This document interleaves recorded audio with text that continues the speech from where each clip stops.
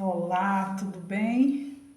Eu estou gravando esse vídeo para contar um pouco da minha história. Quem sou eu? Quem é Arivan?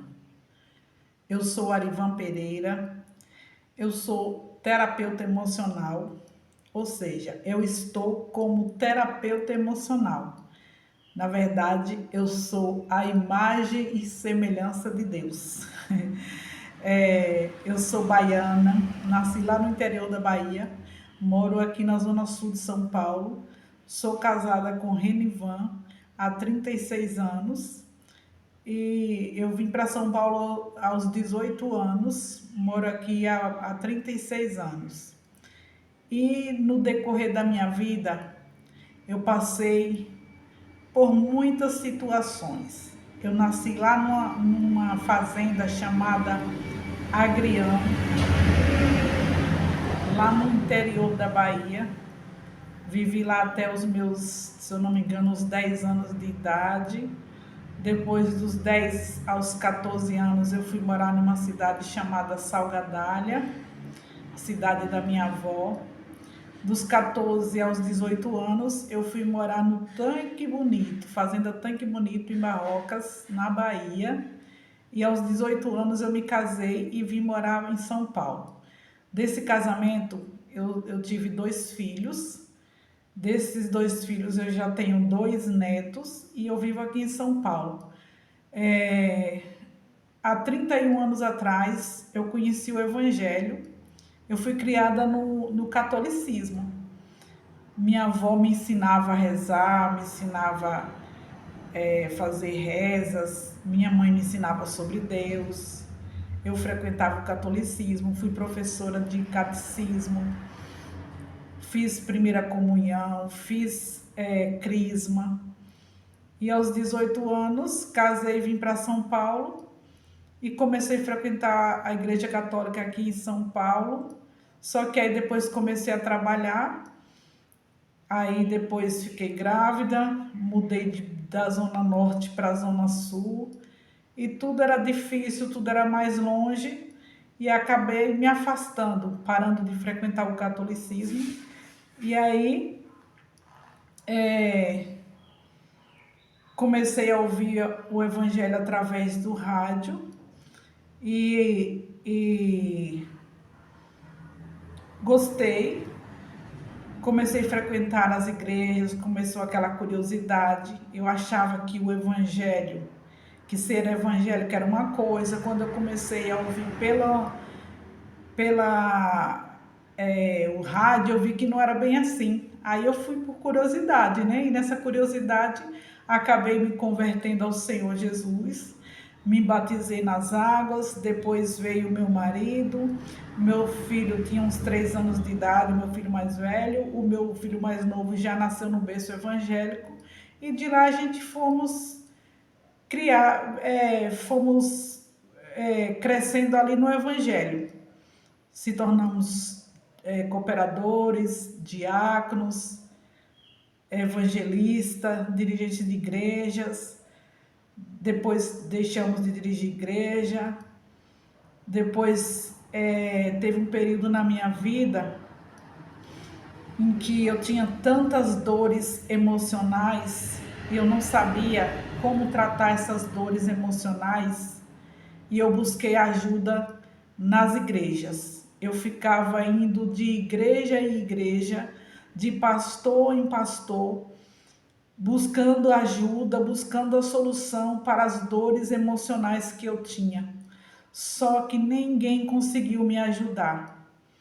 E foi então que eu passei por um período muito difícil na minha vida, ao ponto de chegar a tentar contra a minha própria vida.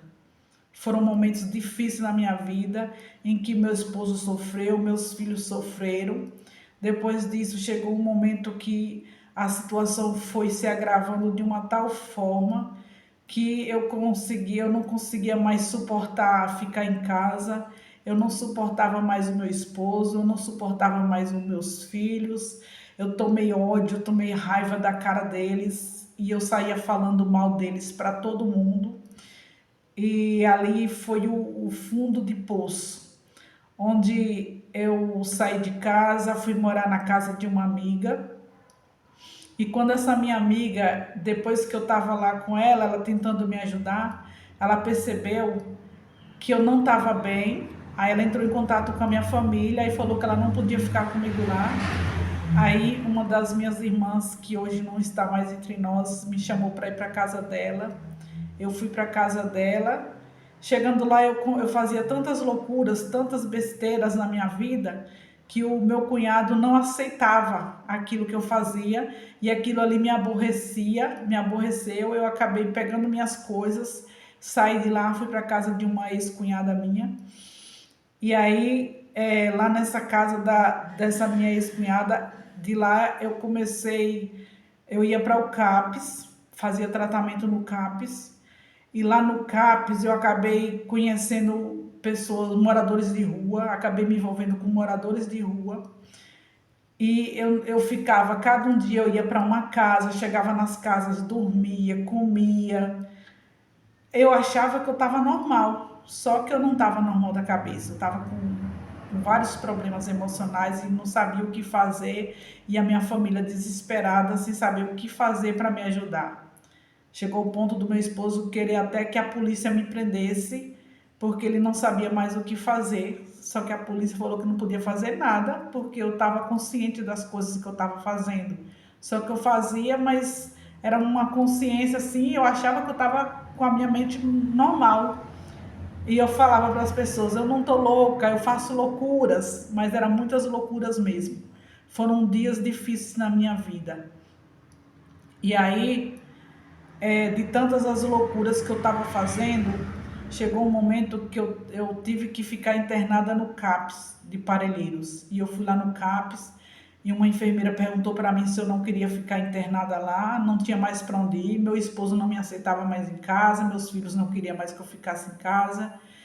E aí eu cheguei no CAPS, conversei lá com um rapaz do CAPS e a enfermeira me chamou e falou assim, você quer ficar aqui até você ir para casa do seu pai? Que as minhas irmãs falaram assim, vai para casa do pai, vamos lá para Bahia. Aí eu aceitei ir e aí eu tive que ficar lá no CAPS internada por 10 dias até chegar o dia de eu ir para casa do meu pai lá na Bahia.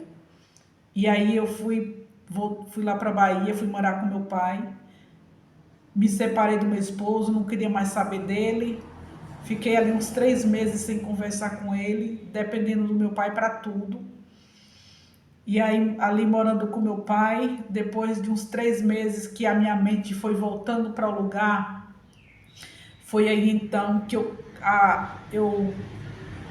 voltei a falar com meu esposo, falei para ele que eu estava arrependida das coisas que eu tinha feito, que eu queria voltar normal. Aí ele colocou as regras dele. Você pode voltar, mas tem que ser assim e assim. E eu me fui obrigada a aceitar as regras dele.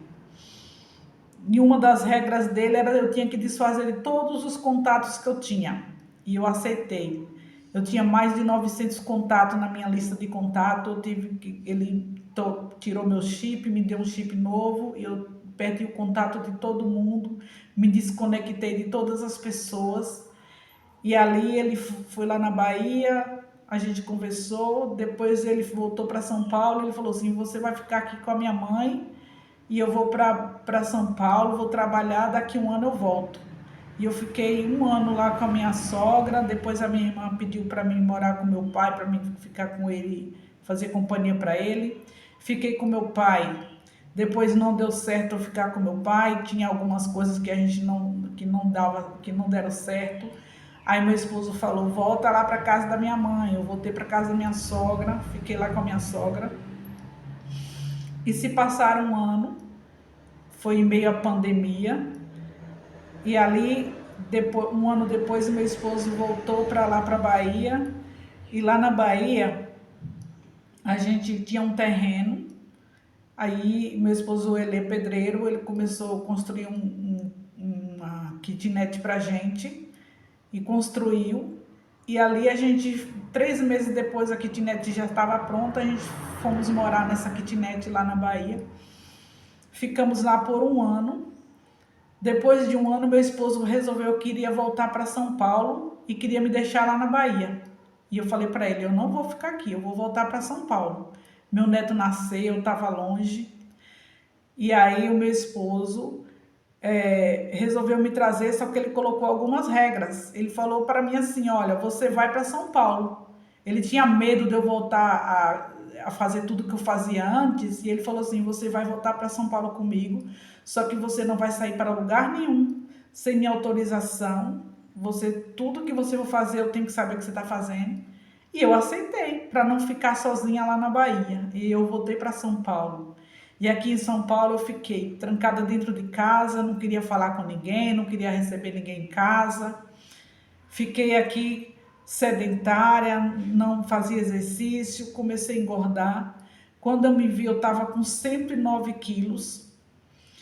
E aí foi quando eu comecei a despertar para a vida. O que eu estou fazendo da minha vida? Eu não tinha mais perspectiva de vida nenhuma. Para mim, era comer, beber, dormir e acabou a vida. E foi ali que eu pedi para o meu esposo comprar uma máquina de costura para mim. E ele comprou essa máquina de costura. E eu comecei a fazer conserto de roupas, que era o que eu sabia fazer. Porque eu não me via mais trabalhando, para mim ninguém ia me contratar mais. E aí eu comecei a atender os clientes na minha casa e consertando roupas. E ali foi tendo meu dinheirinho. E ali eu comecei a fazer cursos de conserto de roupas, comecei a ganhar um pouquinho mais. E ali de repente eu descobri um curso, uma formação de terapeuta.